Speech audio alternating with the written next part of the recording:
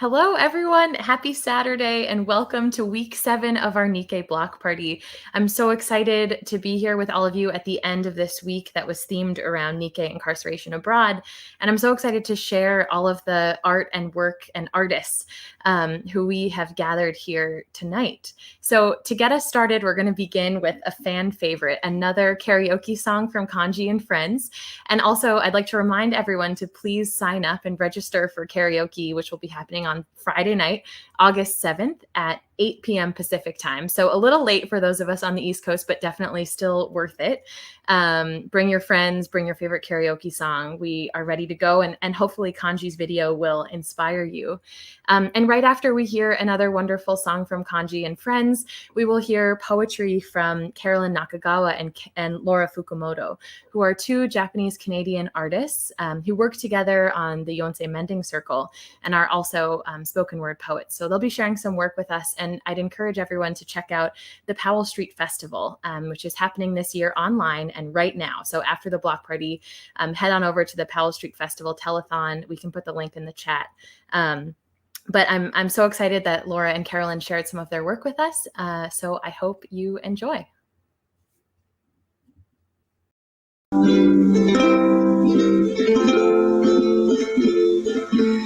Love me tender, love me sweet, never let me go. You have made my life complete, and I love you so. Love me tender, love me true, all my dreams fulfill. For my darling, I love you, and I always will. Love me tender, love me long, take me to your heart. For it's there that I belong, and will never part. Love me tender, love me true, all my dreams fulfill. For my darling, I love you, and I always will. Love me tender, love me dear, tell me you are mine. I'll be yours through all the years, till the end of time. Love me tender, love me true, all my dreams fulfill. For my darling, I love you, and I always will. Hello. How are you today? I'm all right. How are you? Doing okay. And hello to Daima. Thank you for having us. I'm Laura Fukumoto. I'm Carolyn Nakagawa. And we're both poets and playwrights and people of the arts all the way up here in Canada. I'm in Vancouver on unceded Coast Salish territory. So that's Musqueam, Squamish, and Tseil-Wautuh First Nations. And that's something that we do up here to recognize that British Columbia, this province that we live in, is in fact stolen land. And then Carolyn, you're in... I'm a little further east, so in addition to Musqueam, Squamish, Tsleil-Wautuh, I'd also add Coquitlam Nation to the territory that I'm on. Mm-hmm. So that's lots of different nations that we occupy up here. Yeah, and many more throughout our province. The whole country. And the whole country has a varying tradition, but mostly problematic, related to Indigenous people. And the systems that dispossess these people are the same systems that uprooted our families during the Second World War. So it's important for us as Nikkei poets to acknowledge that. Mm-hmm. Yeah, there's a lot of parallels that I feel, an emotional kind of, I don't know if kinship is the right word, but it hits me in the gut in a similar way to recognize our paralleled histories. And on that note, we have a few poems each to share with you, mostly on Japanese Canadian history, talking about our own stories and our own journeys. So I think I will just jump right in with the first poem. This one is entitled When I Told My Grandma I Was Leaving. And it's a verbatim poem from over 10 years of emails that we have sent to each other.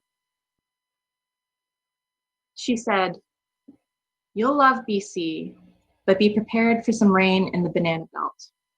In my day, almost 70 years ago now, when I lived in Prince Rupert, way up north, girls were supposed to marry and have children. Further education was for men. But I managed to pass my first year in a special class and was accepted second year at UBC in Vancouver. I couldn't afford to live away from home. I was so disappointed, but I made do with business college, which saved my life when I had to earn a living in Toronto for myself and your dad. It helped me become secretary to the president of our company, Campbell's Soup, and it took me 6 years to climb the ladder from typist to mail clerk to the top female job. I worked there for 18 years, so you are getting a head start by getting that degree. There's so much opportunity for young women these days. In my day, girls were expected to be pregnant and barefoot in the kitchen. I wish I were 70 years younger, and then I would go along to UBC as your roommate. I was 18 or 19 when we left Prince Rupert forever. When I left behind being president of my Anglican youth group, only nominated because they thought I was brainy and certainly not for my charms. Dances, picnics, and discussing the earth-shattering problems of society, especially our position as second-class citizens. We couldn't leave that behind. I think we might have been on the same class as Blacks in America. We could not vote. It was so lucky we moved to Ontario. Some families were torn apart with Japanese parents taking the deportation boat to Japan and their Canadian children staying here. People I know in BC have either died or moved east. Unless you want me to meet Rose or Yosh and your father's cousins and my sister, Hattie. Anyway, we're so lucky. It always surprised me, though, that no one in Ontario ever heard a thing about our exile, about our lost homes and possessions, the government's deep, dark secret. You've started me reminiscing about days I've all but forgotten 75 years ago. I don't dwell. I was also 6 months pregnant when we moved here, so I probably have pushed a lot out of my mind. Have fun while you work hard, will you? I wish I were 70 years younger. Don't trust everybody. Lots of weirdos out there in BC. You're traveling so far away. Call your dad, even if you don't have a lot to say. Love you, Grandma. I just realized that I was going to change the gallery view so that you don't have to constantly be on display during the poetry readings. Oh, I was on mute. That's okay. I was just reacting to your grandma. I know, Grandma Kay's the best. Yeah. That poem I wrote a few years ago now, and it was because Carolyn, you included me on an email chain with a it was like a poetry writing challenge, and we were all given the quotation. I don't know if you chose it. I did. Yeah, so it was a Roy Kyoka quotation from is it a memoir? No, he's a poet. Roy Kyoka is a Nisei poet, and he's someone I wrote a big part of my thesis on when I was in university. So I chose that one for our like young Japanese Canadian poetry feelings sharing session. Yeah, and well, and it was really fantastic because like at the time I wasn't particularly involved with any Nikkei groups or any like young Japanese Canadian groups. So I wrote that poem, and it was like deeply personal, and that was my first introduction to a lot of people like on a Skype call. Yeah, and you wrote one as well. So I'll read the quotation, and then did you want to share your poem? Sure. So the quotation is, "How come we have so little to say, given all the years we've traveled separate ways?" And I'm just going to mute myself, and then you can take it away.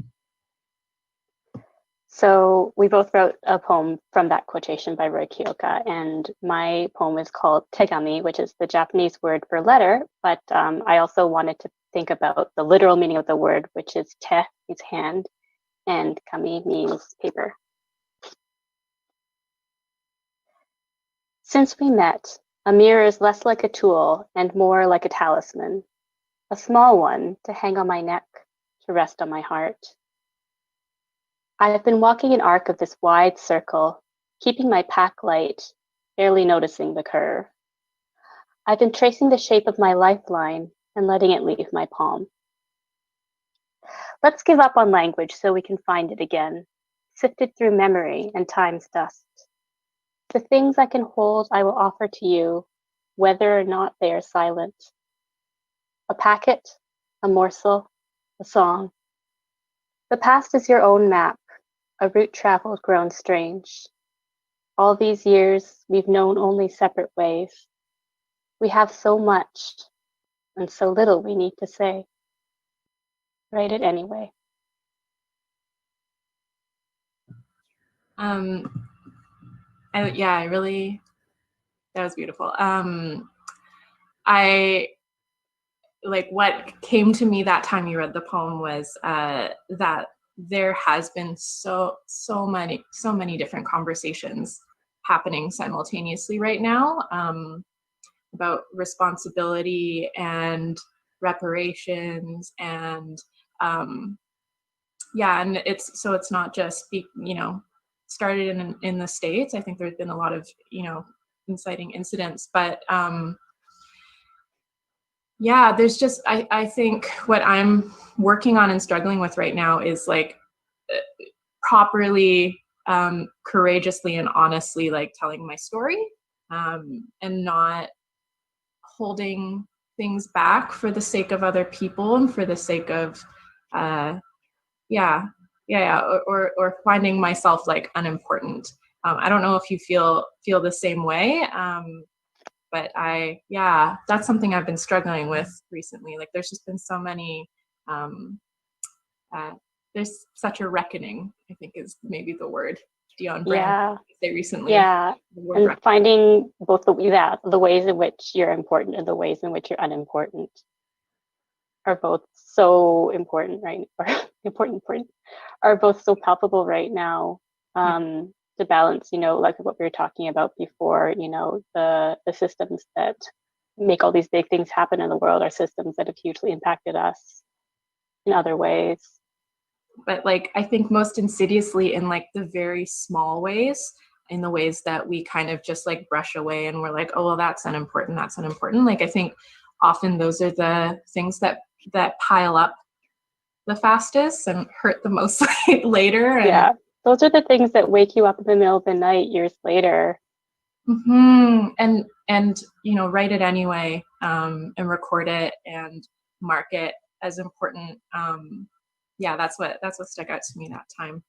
Yeah. Thank you. Anyway, I'm gonna move it along. My next poem. So I will move myself to speaker view. Get you to mute yourself, Carolyn. And my next poem is called "But Where Are You Really From?" If I had $1 for every twinkly-eyed white boy who just really appreciates Japan and its cultural contributions to the world, who has cornered me to ask, have you ever been back? Or do you speak Japanese? Or felt really excited to share with me that they are spending a year in Japan to really get a sense of what it's really like to really be immersed in the culture. So awesome, so stoked, so grateful. If I had $1 for every time my eyes had been rated a 10, but my body meh. If I had $1 for every white boy so excited to ask me about my name, my exotic face, and where I'm really from, I'd have enough money to fly with my shoulder to the trade winds in the opposite direction of Japan to see my grandmother who forgot she could read Japanese until I saw her gnarled oak finger following the round and spiral dashes of the hiragana, sounding the word ichigo on the foil wrapper of a candy lovingly brought as a gift all the way from Japan. If I had $1, it might add up to the market value of a house in Vancouver on Selkirk Street, where my grandfather grew up, might replace the fishing boat my great-grandparents built in Prince Rupert before it was confiscated by the office of the custodian of enemy property in 1942, sold in 1942, sold again in 1949, refurbished 1958, 1979, 1994, and sunk this past year, 2017, after which Christopher on Gabriola Island told me he'd email me a really great photo of the boat in her prime. He did not. No, I haven't been back to Japan. If you're really interested in my family, in my culture, ask me how many dollars I've spent getting here. Ask me how many dollars is your own story worth. Ask me why my feet led me west with no compass over 3,000 kilometers toward water with no family in between. I have no good answer except the map in my bones led me here.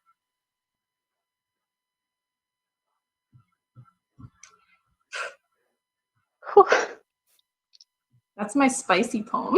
It's where I call out all the white boys I've ever dated. It's a good one. It's a good one. Yeah. A lot of stuff in there. I mean, yeah, and like again, love you, Grandma. Yeah, and I mean, even just recently, like there's a lot of people who love Japan, right? And like I kind of have to like wade in carefully into a situation because like sometimes it's just it's such a genuine curiosity and it's a genuine love, right? And I don't want to like stomp on somebody's genuine interests, but at the same time, like because I've been through that so many times, and I mean, we were talking before about like, oh, Japan is a good kind of Asian. And I say that because I was talking to another person who was mixed race, who's a coworker. And he said, oh, what kind of Asian are you? And I said, I'm Japanese. And he said, oh, a good kind of Asian, like not, and he was half Chinese, I believe. And so that imperialism shows up in this kind of like self-hatred in other people that I've never quite understood and have understood more as I grew up and understood history more. Yeah, I've definitely had white people come up to me and knowing that I'm Japanese Canadian, and say when that's like their invitation, like, oh yes, the Japanese are wonderful, not like the Chinese. And then I get some horrifying comments about other kinds of Asians who are not the good Asians. So yeah. It's so strange because I don't feel connected to Japan. I'm fourth generation like you, but at the same time, I'm more and more conscious of how much I've benefited from being perceived as proximate to Japan rather than any other Asian country, and being half white. Yeah. Even if it's like a positive, like it's still a form of racism, right? Yes, and it's also like the positive aspect of it feels like it's at the expense of other people. Yeah. And it's this like false dichotomy, it's this false hierarchy that I've like never known how to dance around. Where people are like, "Oh, you're so exotic," and I'm like, "Get away from me." But the response is usually, "But that's a compliment." Right? Coffee beans are exotic. Yeah. People are not exotic. Yeah, exactly. And and I just really often have to like sit down with people and like break it down and be like, great, okay, like peacocks imported and like let loose in British Columbia. We have a lot of peacocks up here because some rich people wanted peacocks one time and then they bred. I've written a poem about that. Yeah. But in the same way, like us being treated like strange peacocks, it's again a form of racism, even if it is seen as a compliment by the one using the word exotic. Yeah. Anyway. Yeah. I might read my next poem. I'll say also it's relevant to what we're talking about, but also inspired by the last time I was in Japan to visit. I was visiting a friend who had been living in Fukushima for the past couple of years. And we took a long walk. We walked along the coast of the Pacific Ocean, the other coast. We're in Vancouver, so I'm always used to seeing the beach here. And I kind of was asking her about like what the ocean feels like on this side. And she said, you have to remember that pretty recently the ocean killed a lot of people because we were in Fukushima. And so that brought me back to a lot of the things that Laura and I were just talking about. And I wrote this poem, Pacific Empire. I asked to see your ocean. It seems new, with fresh-crested waves rolling slowly each way, through green cyan and deep gray blue. You remind me that yesterday it was a murderer. The coastline is wide and fine as a knife. We are walking southwest without discussing how far we will travel. In the distance, a gate on an island. It might have a bridge. We might cross the water, feel flecks of vicious spray at our ankles. I have done this back home. Dipped petal white feet from the edge of the dock. They are both my ocean, with a memory much wider than the world is round. I will never know what I cannot deduce from azure that shimmers into indigo. There are many people I hope to meet and must ask, what did my ocean do to you? What did my ocean do to you?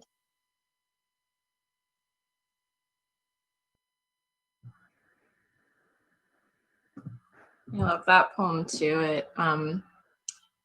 That one for me, when I have read it and when I hear it, I think about it's about perspective, right? And I think about when we discuss, or when I've discussed Japanese Canadian politics and history, I often don't know enough about World War II and the effects of Japan at the time on on China and on the all of the people in the Pacific Islands. And I still don't know enough about that particular chapter and section of history.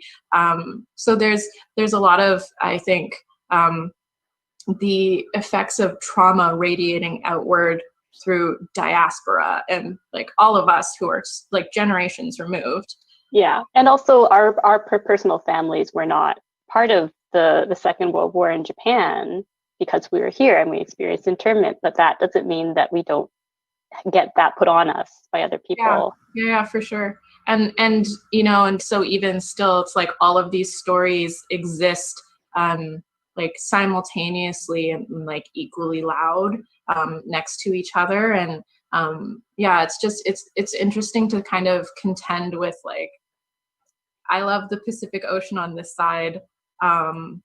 What has happened over there on that shore is connected. Yeah, and impacts people in our communities who have that history and have their own relationships with it. And I mean, like, more literally also, like, the ocean is literally connected. Like trash from Fukushima was like showing up in BC. It's yeah, we are, I think, right now especially, we're so much closer to each other, even though we are physically distant. Even in the same city. Yeah, everything feels a lot more. Yeah. So we're down to our last two poems. The last poem that I'm going to share, I tried to end on a happier, hopeful note. I hope so. It's more about, so this chapbook that I wrote is called Echoes. I was trying to invoke the ghosts of my ancestors a little bit. I'm just going to switch my speaker view. Yeah, and so I was trying to imagine the connection. You know, I think being half Japanese, you know, the connection of like my white family and my Japanese Canadian family, and how did like all of the people who came together to like make me, like how many happenstance things occurred to make this particular set of cells appear in the world. So this one is number 4 in Echoes. A delicate Satsuma-ware jar may have been painstakingly glazed, fired, and packed by a woman wiping perspiration away with the sleeve of her yukata while Sakurajima breathes volcanic steam like an old god on the horizon, to travel across the world to be sold at the 1867 Paris Exposition Universelle, at which point it was brought to London, filled with tea, laid in a blue velvet-lined wooden box, and packed in a crate of straw. It then may have been loaded into the hull of a ship where it traveled for months across an ocean to arrive safely on another shore in Nova Scotia. I imagine it was carefully removed, straw brushed from the smooth walnut box, and then delivered to the house of the Guisborough Member of Parliament, Stuart Campbell, and then member of the anti-Confederate Party of Fetal Colonial Canada, as a gesture of goodwill or a bribery to just cross the floor of Parliament already and let progress happen. I imagine he received this gift, sighed at the brocade finery, and placed it in his window where passers-by on horse and buggy may have craned their necks to get a better look. All this to say, perhaps I am inventing tenuous connections.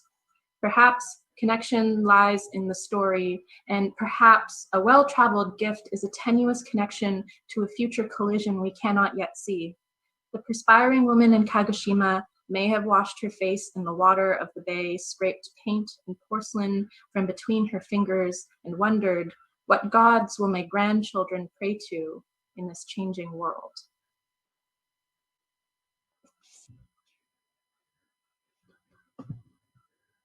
Thank you for that. You got one more? Yeah, I do. I'm just going to say it wouldn't be a Laura Fukumoto poetry reading without a salty aside about Canadian politics. I know, I had to do some research for that one too. Yeah, I'm very impressed. It's very good. It fits. Yeah. Very real. Yeah. Take it away, yeah. Pat. Okay, I have one more. This is not a particularly Nikkei poem, except that it takes its inspiration from a quote from Hiromi Goto, a Japanese Canadian writer. And I wrote it rather recently, so I'll read you the quote and then I'll read the poem. The poem is called If Not Trees. And Hiromi said, "Look up. If not trees, then clouds. Breathe." A poem is not an argument. A poem is a natural thing, like a droplet that seems to stop the world spinning, but does not. Poetry on the sidewalk, like a recitation, an order, a prayer. Stay safe. This too shall pass, the earnest bloom of chalk. If not trees, this year's pink moon pulls petals over side streets. As much as a stranger's patient coaxing unties nurslings to loquacious color, it is a gift. If not trees, then a promise for rain. Look up from your old page, a mere infant to the sky. I wanted to care about you, all lost in pastel messages sprawled over the dawdling horizon. If not trees, a nimbus of waiting, a shaded creek with memories pushing through the shallow current, down a path not 6 feet wide. If not trees, uncertainty's accumulation through the next cycle of spring colors. Wisteria abound like beautiful platitudes, welcomed and shared freely. How to fathom what lies beyond this page, this moment, not petals pressed in centuries' meditations on trees that keep on living here. If not trees, then clouds.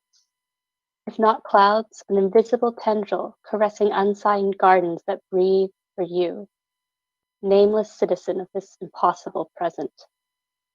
If not trees, if not words, if not now.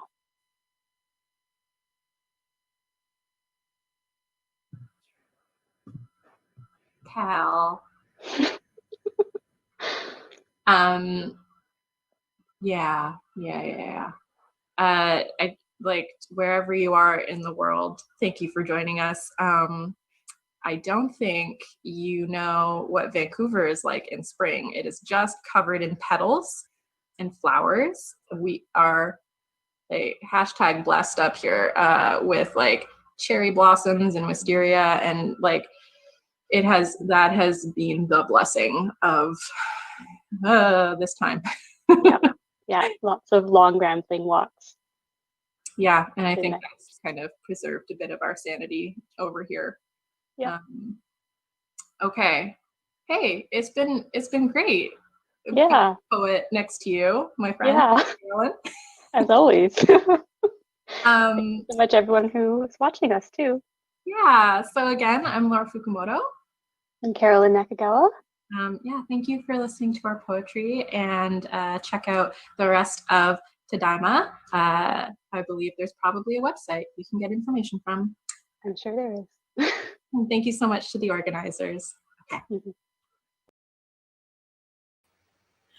Wow. Thank you so much, Laura and Carolyn, for sharing your work with us. And I feel so lucky to have basically sat in on a conversation between the two of you and witnessed you sharing your poetry with each other. So thank you so much for sharing that.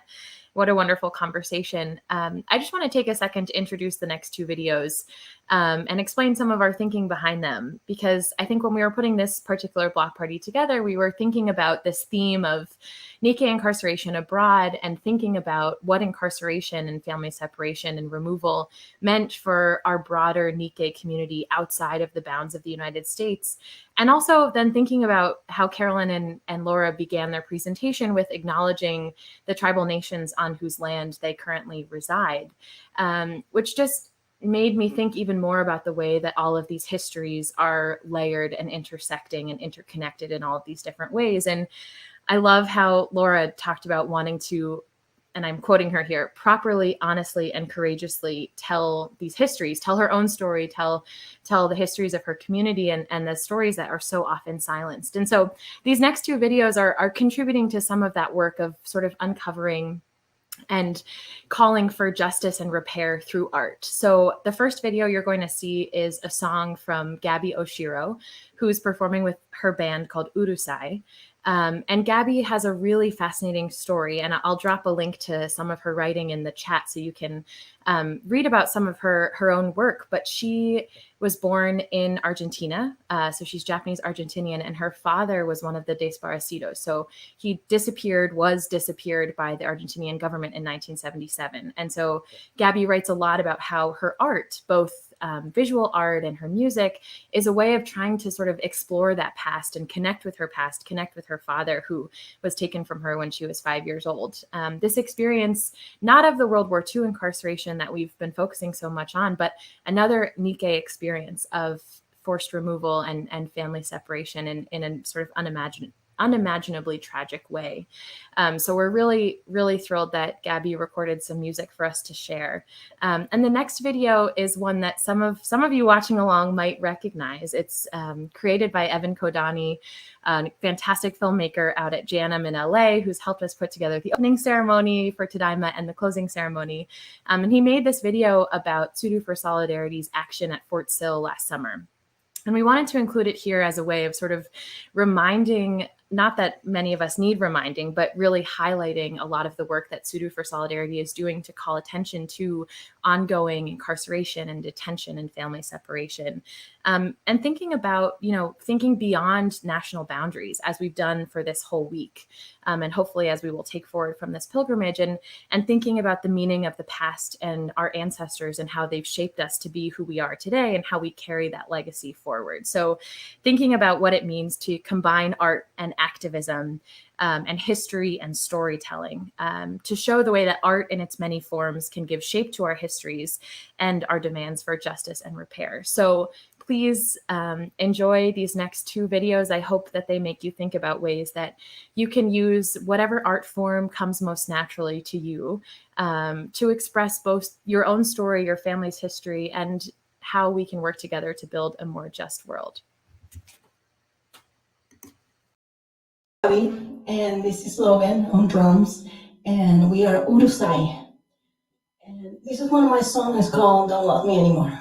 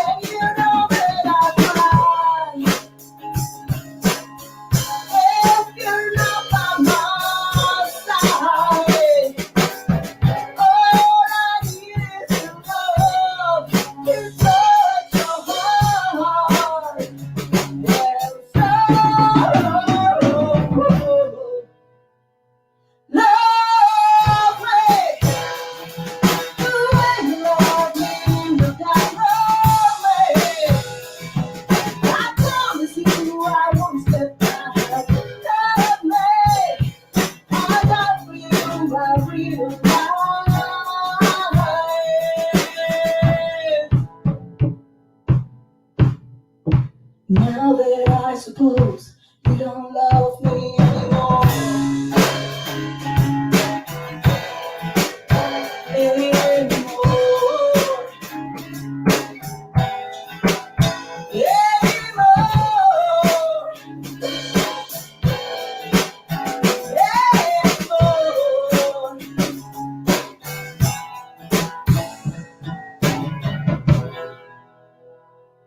Thank you. It's our duty to fight for our freedom! It's our duty to fight for our freedom! Close that gap! Close that gap! Close that gap! Close that gap! Close that gap! Close that gap! Close that gap! Close that gap! Close that gap! Close that gap! Close that gap! Close that gap! Close that gap! And we're here today to say, this must stop now! Immigrants are welcome here, no hate, no fear. Immigrants are welcome here, no hate, no fear. Immigrants are welcome here, no hate.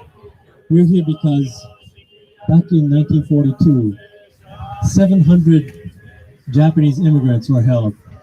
They were community leaders, separated from their family. Among them, there were 90 Buddhist priests arrested right after Pearl Harbor because they were thought to be a threat to national security.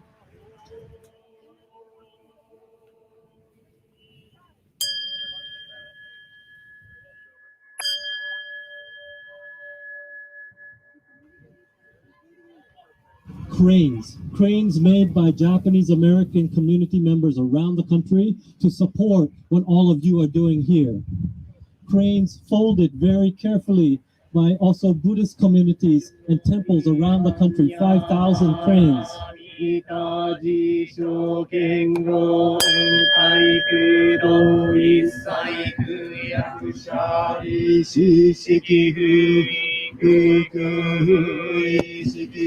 This is the time of the year when our community celebrates our ancestors, because we all understand the power of our ancestors, because our ancestors were standing with us today at the gate at Fort Sill. They were with us. This is a chance for us to use the power of community to heal intergenerational trauma. Who can belong? Who's included? Who's excluded? These are struggles that are interlinked between what happened to Japanese Americans during World War II and what is happening today. And we remember these people because usually their names are forgotten. And so we recite them today in our prayer. Chief White Bear, Kiowa, Geronimo, Apache Chief, Woman's Heart, Kiowa Chief. I am a grandson of Mexican immigrants that crossed the borders long before visas and green cards. And like every immigrant, they came to this country seeking a better life for themselves and for their children and for their grandchildren. Today, we honor those Japanese internees that died here at the hands of our government in 1942, and to the 10 children whose lives were cut short while in custody of the U.S. Border Patrols.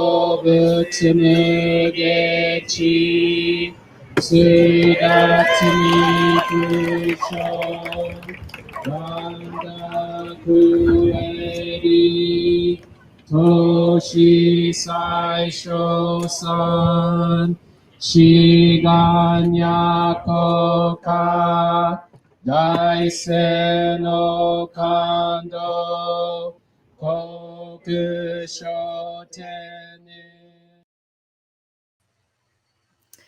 Thank you so much for indulging us in a little bit of creative programming there. But we wanted to, of course, make the point of the power of art and the power of art to tell history and call for change. So thank you so much to Tsuru for Solidarity for allowing us to use that video. Thank you, Evan Kodani, for your work. And hopefully you all saw Duncan Williams, who has had some of his work shown throughout Tadaima as well. And thank you, Gaby, Oshiro, and Logan for allowing us to use your song and feature your work. And now, finally, I am so excited to introduce our featured artists for this week, who have put together something so incredible after, we reached out to them and said, hey, would you be up for having a conversation with each other, sharing your work with each other? And they were up for it and have created something absolutely amazing. So without further ado, I introduce Mayu Kanamori and Kunji Ikeda.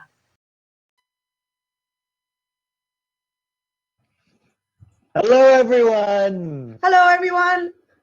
Happy Tadaima. Tadaima.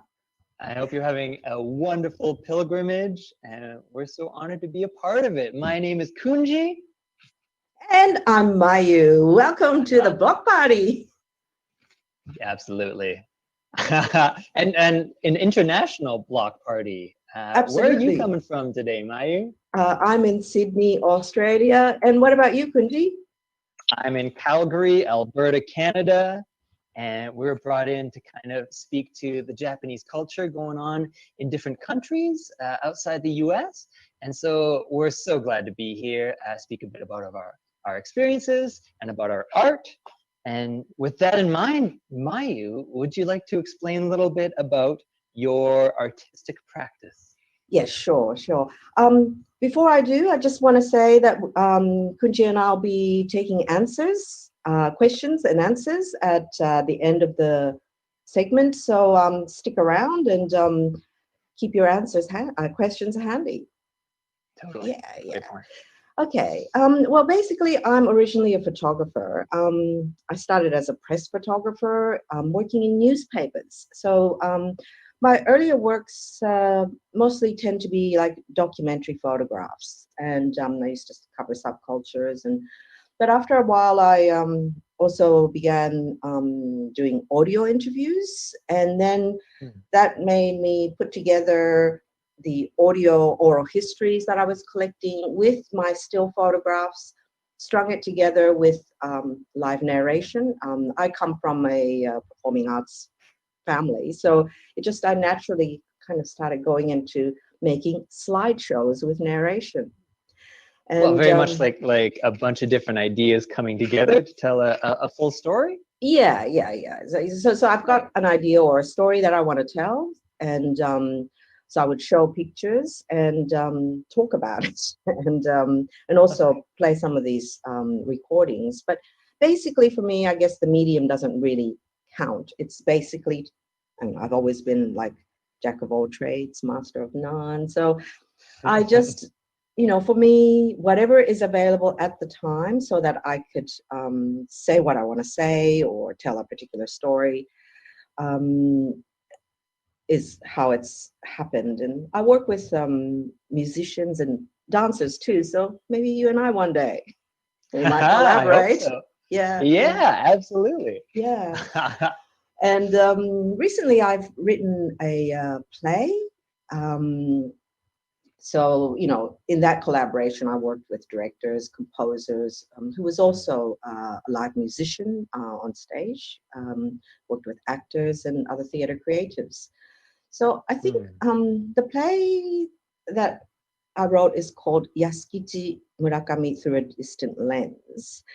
And I want to play a little excerpt for you today. Yeah, please. Would you like to have a look? Yeah, great. Yes, please. Yeah. But before I show you the excerpt, I just wanted to give a little background that this show tells the story of a historical Japanese-Australian photographer, Yasukichi Murakami, and the search of his missing photographs by a modern-day Japanese-Australian photographer, Mayu, a character based on me, but Mayu actually is played by a Nikkei Australian actor, Arisa Yura, and she's what you call a 1.5, which is like she arrived here when she was a child and her parents have migrated.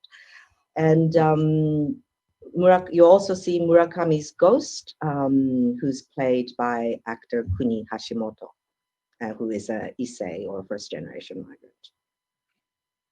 Wonderful. Well, let's take a look. The stone houses at 33 Calvin Street, Darwin.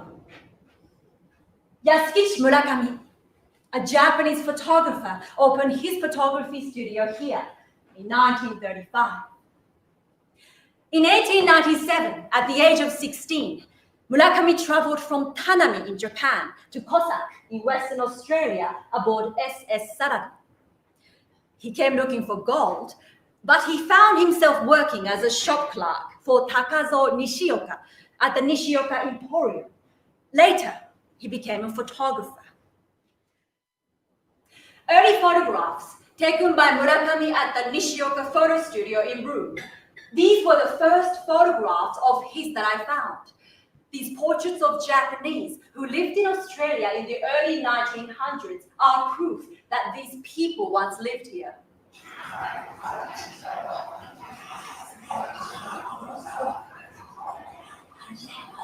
The silent voices of Japanese in Australia.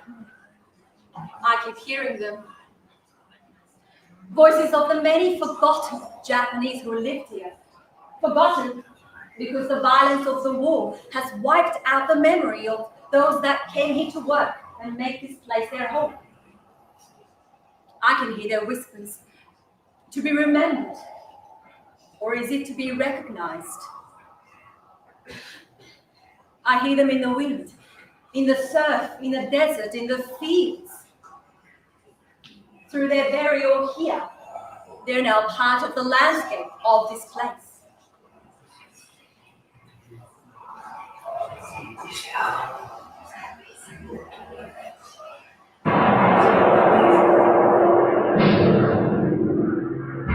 The Japanese bombing of Pearl Harbor, first day of war. As with all Japanese in Australia, Yasukichi Murakami was arrested as an enemy alien, interned. In our national archives, there is a record of the list of items that he had in his home. They were handed over to the authorities. Mirror, one frying, one sewing machine, two saws, one trace enamel, one saw trunks, aluminium suitcase. In the list of items that were confiscated from his home studio, there is no mention of Murakami's photographs or negatives. So what happened? Where are the photographs now? Okay.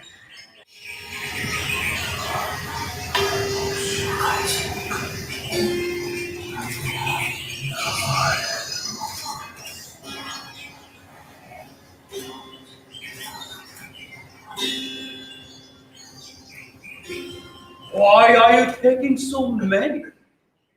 You need only one from each angle. Murakami-san? And anyone can see for this photograph. You need to set up a tripod. I don't have a tripod. Oh, I'm sorry. Well, I do. I just don't know where it is. I haven't used it for a long time. Don't people use tripods anymore? No, Why not? we don't have time. For what? Anybody who takes photographs knows it takes time. And using a tripod gives you more time to think. And that time is priceless. Like time to breathe. With all due respect, you have been taking far too many photographs and far too quickly. With all due respect, this is the way it is now. This is the way people take photos. People don't use tripods. They don't even use cameras. These days, people take photos with their mobile devices, phones, iPads, Google Glasses. They want things instant. Like coffee, bad coffee. Yes. Photograph is not bad coffee. No. But then, you know this, Liza. All I know is that I have to be quick. You know, most grooms, most Japanese grooms, don't usually kiss their new bride for more than a second. Some things never change. Very cool. Congratulations, Mayu. Such a cool piece. Thanks. I'd love to ask you a few things about it. First off, what's it like to have someone else portray you? Like that's a unique experience. I gotta assume. Well, absolutely. Well, as you probably saw, Arisa is a lot younger than me, and she's very good looking. And as a matter of fact, I think I got a lot of mileage out of that. I even received a love letter thinking that I was her or she was me. Obviously, they didn't read the programs at the beginning. But that's gotta be quite flattering, yeah. Yeah, that's right. Look, it was fantastic actually, because I have too much of my personal views in this, and in a sense, to see someone else, a younger generation, Japanese Australian person play it, was feeling like to be able to pass on some of the things that I've been thinking about in my life. Very cool. And tell me a little bit about the process of discovering Murakami and then discovering this process and how it turned into a performance. Sure. I first met or heard about Murakami when I photographed a group of Japanese Aboriginal mixed heritage people in Broome in Western Australia. And one of the people that I was photographing said, hey, look, my great-grandfather was Japanese and also a photographer.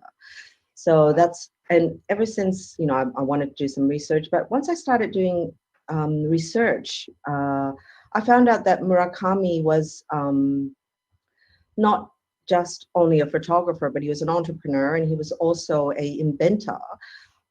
He actually invented the what is the precursor of the modern day diving suit, because Broome had a lot of pearl diving history, and in those days, pearl diving suits were quite dangerous, and a lot of people were dying. Right.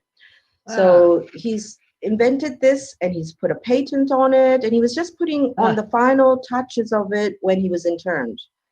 And he couldn't renew his patent. And sure enough, a French inventor had put in a patent exactly of the same design as Murakami's. And finding out all of these things, I just felt like he needed to be recognized in history. And especially in Australia, the memory of the war, the World War II, War of the Pacific with the Japanese is so strong that I found that it's as if there was this national collective amnesia about the Japanese pioneers that arrived in this country before the war.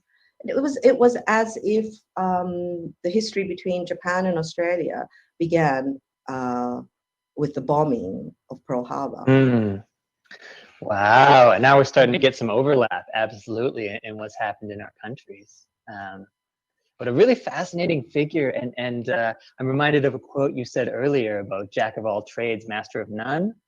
And I love the second part of that quote that doesn't often get mentioned, which is the Jack of all trades, master of none, is oftentimes better than a master of one. And so that need to diversify and to be able to do so many different things seems to have really been able to not only help Murakami, but help you and help me in our artistic careers here. What about you? You're a dancer, you're a storyteller. Come on, tell me a little bit about you. Sure. I started in theater, and I mean, quite honestly, there weren't a lot of roles for me out there, and I wasn't seeing myself reflected in certain roles, certain performances. So it wasn't long till I realized that I had to kind of create my own in order to show what I wanted to show and be who I wanted to be on stage. And so as I kind of pursued that, I stumbled across dance, contemporary dance. And I fell in love to be able to tell a story physically. There's something that opens up in us when we can feel something. Our mirror neurons, not to get too much into the science of it, but our mirror neurons go wild when they see something that just grabs us physically. And that, when I found that, I knew I'd really found a passion, a life's work And so a lot of what I try and do now is come with a story, like a theatrical device, and then come with physicality and dance and try to merge those together in order to allow more entry points in for the audience to come on in and share some of the experience.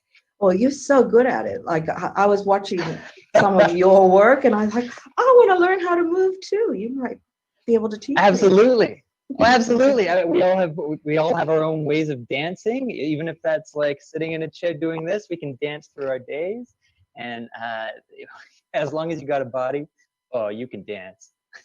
Yeah, and you've combined that with storytelling. That's great. That's great. I wish I could do that. Tell me more about that. Yeah, sure. Well, I have also got a little clip for us to check out. And this came, this is from Yonsei the Storyteller, which is my solo piece that's been fortunate enough to tour, all over the world in different spots at this point.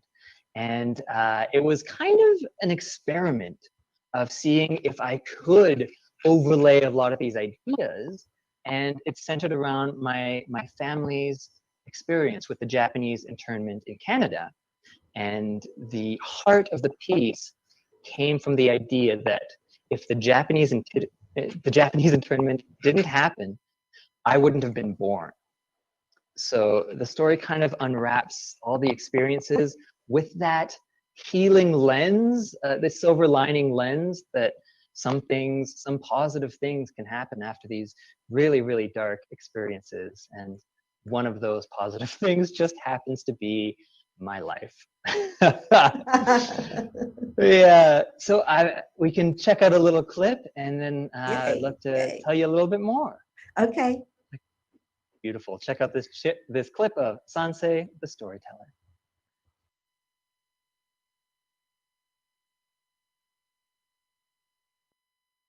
Right. So those ideas of us versus them were never more clear back then until, the attack of Pearl Harbor. And there was quite the backlash. This evening, Dr. Ewing addressed some of the questions raised by the presence of enemy aliens in Canada. What I am setting out to discuss tonight is the problem of the Japanese in Canada. Japanese people differ from ourselves in three main respects. First, they are very unlike us in physical structure. Second, they speak another language. And third, they cherish a tradition wholly dissimilar to ours. Let us consider these points in some detail.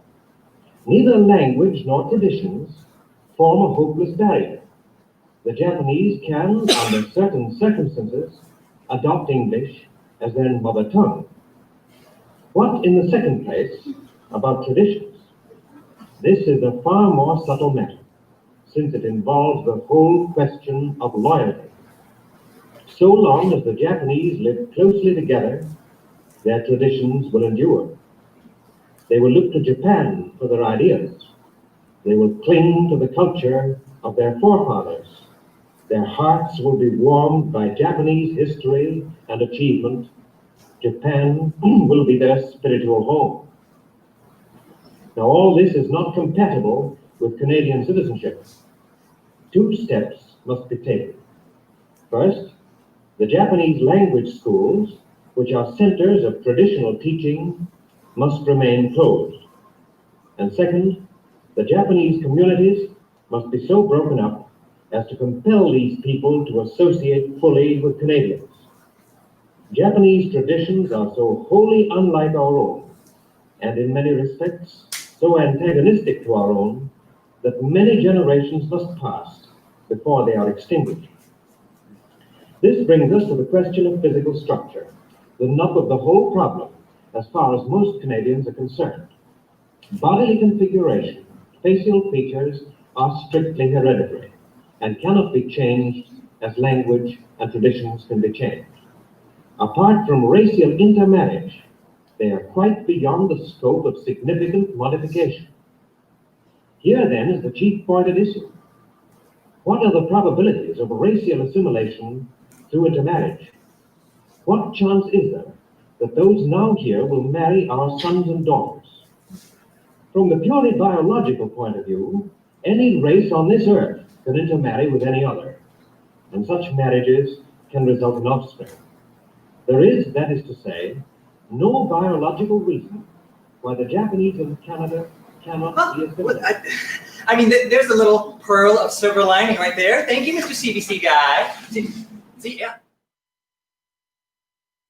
Wow. Oh, wow. I want to be you. How do Thanks, you, Mayu. hey, look, I work with oral histories like that too. And, you know, the way you move and how you use the space. Can you tell me a little bit more about that? How do you do it? Yeah, I mean, in the same way that you find your words, the more you think about it, you splash something out and you try it out. In that same way is how I play with physicality. And my gut, more often than not, is leading me in a direction that'll either bring me closer to what it needs to be or tell me what it's not going to be. And in this case, it was so, it came very quickly and very honestly that a lot of these ideas were very pointed, were very kind of solidified, driven home, and so that really upped the conflict and allowed me as the performer to both take on this identity of this voice and then also be able to comment on it. So it really gave me a lot to play with, and I think that's what you saw just there. It's very, very effective. It really hits you in the guts. Really, really effective. Oh, so thank you. You know, but just going back a little bit, what drew you to doing this project in the first place? Good question. So many things. So many. I got the idea early on in my career that eventually every artist needs to do their origin story, and why they are who they are, and so this piece really is why I am who I am, and it really wasn't until I got deep into it that I recognized how complex this narrative is, not just for me, but for so many different people. You know, I at first thought this was going to be an experiment and a bit of a little parlor piece of can I overlap all these ideas?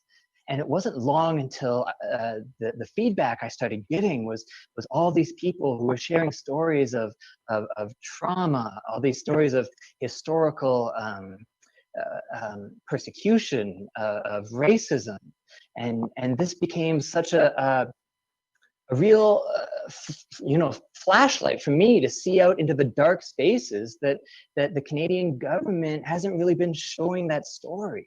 You know, when these stories come up, we're more often than not we want to kind of keep the peace. We want everything to be okay.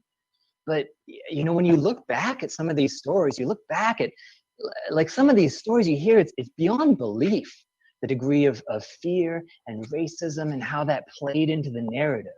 You know, and the Japanese Canadians, I think a lot of Japanese around the world have a really unique place of really experiencing this systemic racism. And as you heard in that clip, it was a strategy of how to break up our culture, and it worked. And there's some staggering stat that after the internment, upwards of 95% of Canadians with Japanese descent married non-Japanese. They really, really clutched onto this idea of being Japanese was this dirty thing to be, that they didn't want that. And so that narrative is playing out again and again and again. And we see the same story of diversive fear tactics. We see it now with the Black Lives Matter movement. We've seen it with so many different cultures, with the Indigenous culture, when there was conflict in earlier in like the Bush administration conflicts. All those narratives of us versus them, and it's such an interesting place to be, having been resulted from that, and now having seen that, lived it, and now being able to see the stories play out again and again. And so I think I feel really, really called to be a voice of saying this has happened before, it's happening again, and what can we do about it? And so that's a really both beautiful and difficult place to be. And so Fantastic. that's It's really very, very all true. come out. It's very Do true. you feel the same thing in Yes, Australia? yes, I can. That is the case, except that in Australia, unlike in places like Canada or the United States, where there are many Nikkei peoples that could voice this, in Australia, the Nikkei diaspora is a minority within a minority within a minority. I mean, I want to say that was similar to in Canada, of the minority, and being a really interesting spot of the question of, am I Japanese enough? And am I with so many mixed heritage Japanese Canadians? Like, it's a really interesting space to try and hold that idea of, am I Japanese enough? Do I have enough to say about this idea, this topic? Yeah, that's a really interesting place to be that I found. Yeah, I think so. And I think, the Nikkei diaspora holds a very, very special position in where we live now, where you were mentioning the Black Lives Matters. What we're seeing is this discourse on post-colonial situation where we're trying to rectify what happened in the past. But the Nikkei diaspora has experienced the hardships in internment and in prejudices as a result. But the Nikkei diaspora also has this memory through the Japanese colonialization of Asia, for an example. So what we've got is a very special, unique situation where we understand both positions, or we have both of those, colonialized and colonized, a type of heritage memory. And perhaps this unique position can help to bring this polarized world into a better place. That's a really fantastic point, and a really beautiful way to consider that idea of, within this DNA, there is so much that is still quite recent history of having both sides of that experience, and so I can only hope that this this idea, I hope it's not a new idea, but it sure is great to think it through with you, Mayu. And, yes. And I've also found it interesting when you were talking about the Canadian situation of a lot of people married outside the Japanese diaspora. That's really interesting in a sense that what we've got in Australia here is that unlike the Americas, because all Japanese and Nikkei peoples at the start of World War II were interned, not some, all. And also because most of those people at the end of the war got deported. And so there was really only like 104 people who stayed in Australia. 104? Yes. That's it? That's it. So, and a lot of them changed their names, hid their identities. So there's a disconnect between the current Nikkei diaspora. Mostly there's been flux of migration from Japan in the 1990s. There were a few people before through war brides that came. Some indentured workers began to return in the 1950s, mid-1950s. So there's this gap of memory. The current Nikkei diaspora in Australia, many of them don't even know post-war history. So there's this. That's one of the situations that we face here in Australia. In Canada, after the internment, they were given like the optional choice of like a free boat ride back to Japan. And there's stories of quite a few people being strong-armed out of the country, but you know, in the end, that was a choice that not a lot of people ended up, like a small percentage ended up taking. One, because it's a you know, wild boat ride, but also to go back to war-torn Japan. All the narratives that came out of the people who did go back is that now you're coming from this land of these or the defeater. They've defeated us. And so you're kind of part of that culture. And now you're coming back to Japan, where it's very poor, very war-torn, very like trying to pick yourself up. And so that they were quite ostracized of being really an outsider back in Japan. And Yeah. so, I mean, there was no easy way to do it at that point. That's right. And there's no easy way to do it now, but we're doing it somehow. This is it. This is our home. Tadaima. Tadaima. It's wonderful. Yeah, it's a wonderful, complex thing, and it sure is a pleasure to think it through with you, Mayu. And it's a pleasure to think it through with you and everybody here at the Nikkei Block Party. Yeah, absolutely. At the Nikkei Block Party, we'll take. We'd love to take a few questions, a bit of an interactive part coming up here in just a moment. But thank you so much to the organizers for having us, including us in this conversation. My name is Kunji Ikeda. My name is Mayu Kanamori. And thank you. Questions? Questions? Thank you.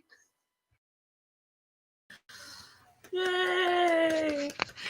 That was so great, you guys. Thank you so much. Yeah, pleasure. Yeah. The second time you had met each other, right? Or really had a conversation? Yeah, we're still quite young getting to know each other. But thanks to you and the organization for preparing us. Like whoever made that, had that stroke of genius, big thank you to. It's, you know, I don't think that I can take credit for it. I will because I'm here, but I don't think it was me.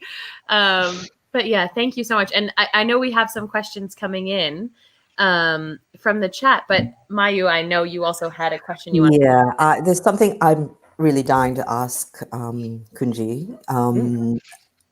I want to know about your relationship with your family, you know, pre-making Sansei and post-Sansei. Were there any difficulties? Are you closer? Tell us about that.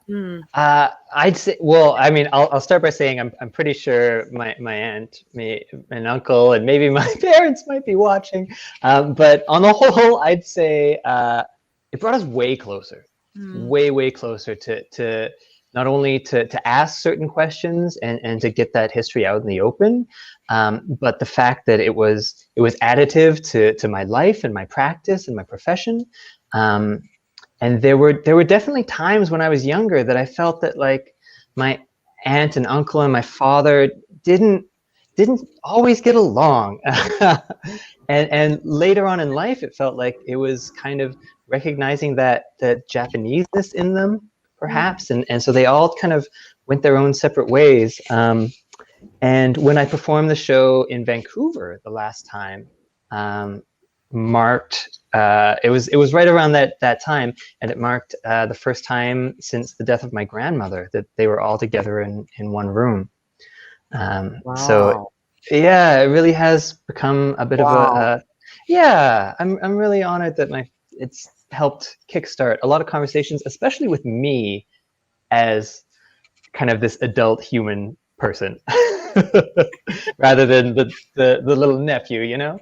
Must have been very emotional for you at that time when the whole family came together. I mean, how emotional do you and your Japanese families get? Like internally, there was so much going on, and externally, it was very much like, oh, yeah, good work, good salmon, yes. Glad we're all here. But yeah, I will share, it meant a ton. It meant a lot, and now that I have an ongoing relationship with my aunt and uncle is huge to me. So I'm really grateful. The way that art kind of helped that develop. Yeah. Yeah. Oh, thanks for sharing that. That's moving. Cheers. Are you still in touch with the family who shared the photographs with you? Oh yeah, yeah. They're in touch. Yeah. There's some in Japan and there's some in Darwin and Western Australia. And yeah, we have a little Facebook group. They might actually be watching now. I'm not quite sure, but cool. Very cool. Sorry, that's my dog.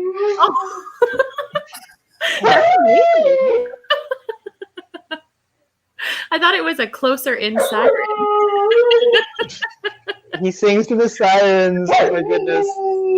He's talented. We should have had He's him on. well known around the community. Yeah. Thanks, buddy. Thanks. The joys of working from home. You know, you get to experience all of those things. Absolutely. Well, if it's okay with you both, we have two questions from the audience that I'd love to present. So one from Clement Hanami, hi Clement, who asks, what do you feel are your greatest influences on your artistic practices, educationally, culturally? For me, they're basically people that I have met along the way, as opposed to rattling off, I guess, big names.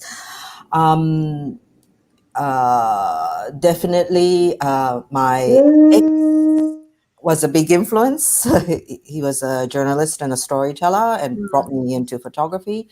Then Malcolm Blaylock, who is a theater director that I have been working with for the like 3 shows, and he directed Yasukichi Murakami Through a Distant Lens, and so these are and many others that I have worked, whether they were dramaturgs or even people who I've worked with in other areas, like as a photographer, I've photographed dancers, for an example, and I have learned a lot from dancers that I photographed. So I was, on their set, just taking photographs, and Yumi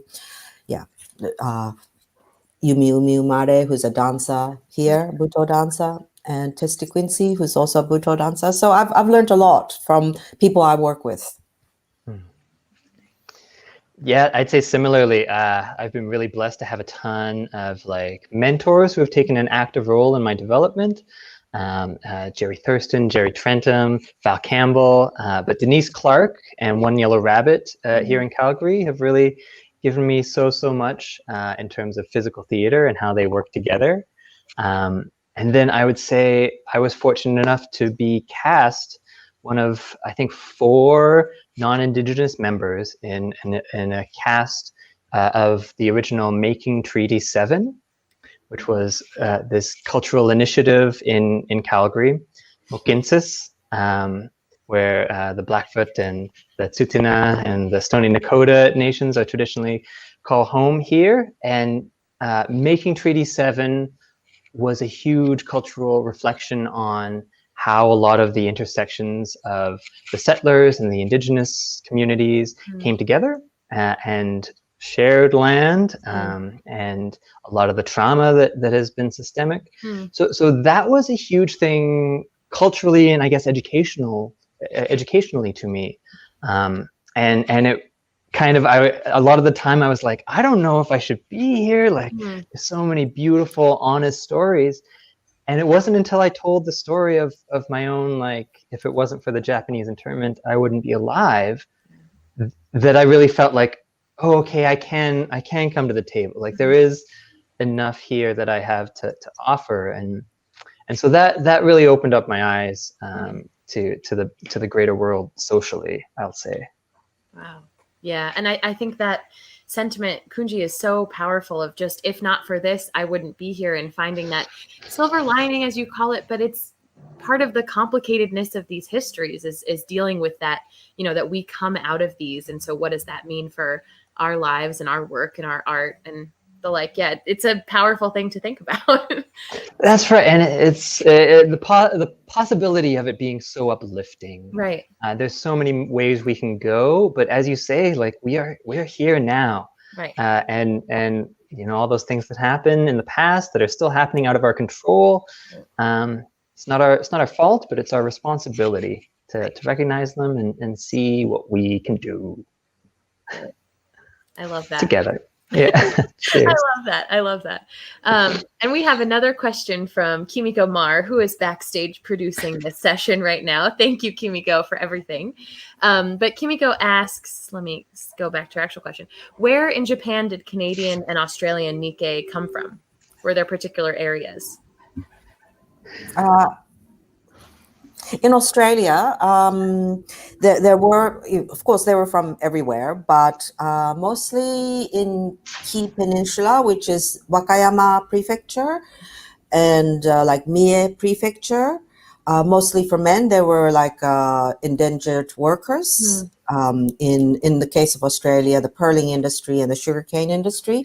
Also, we had women who were Karayuki-san.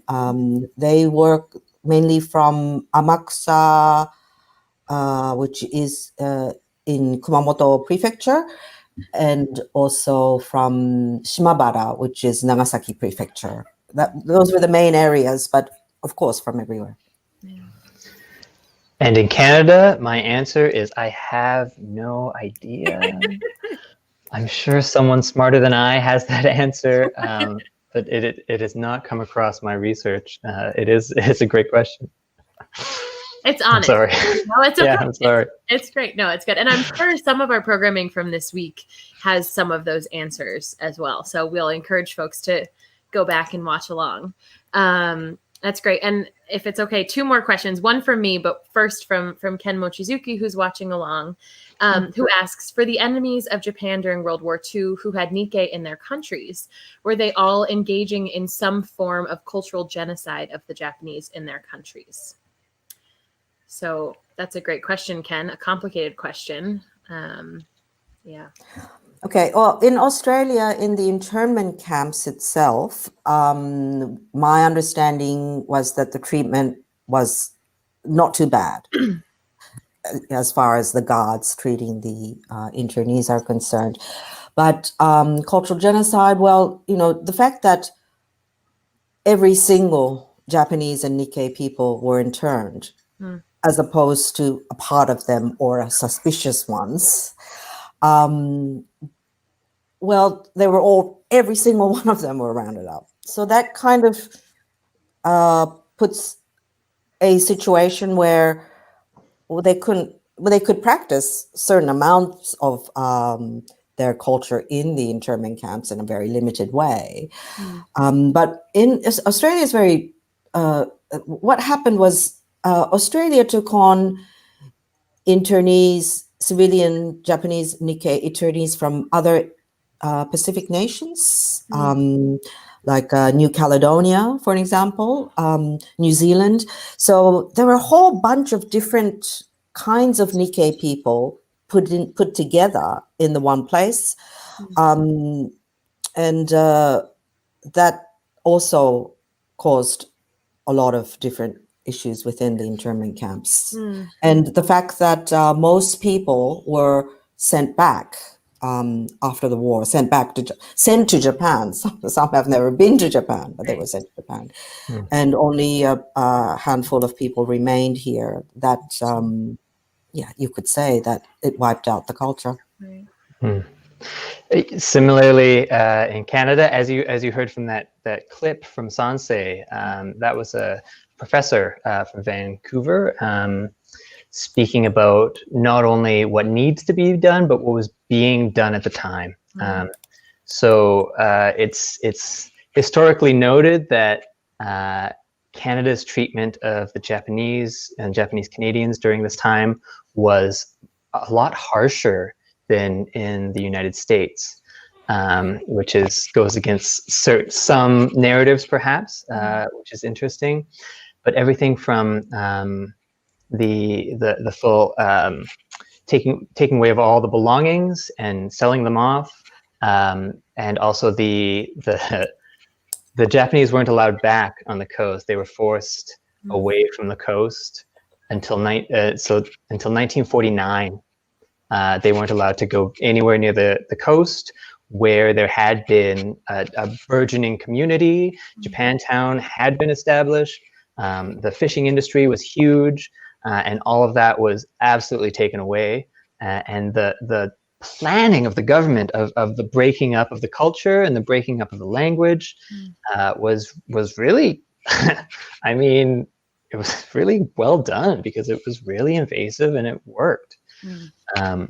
And I don't know about in the US, to be honest with you, but in Canada, the Japanese weren't given the vote until 1949 as well. And so in that way, it was it was pretty harsh.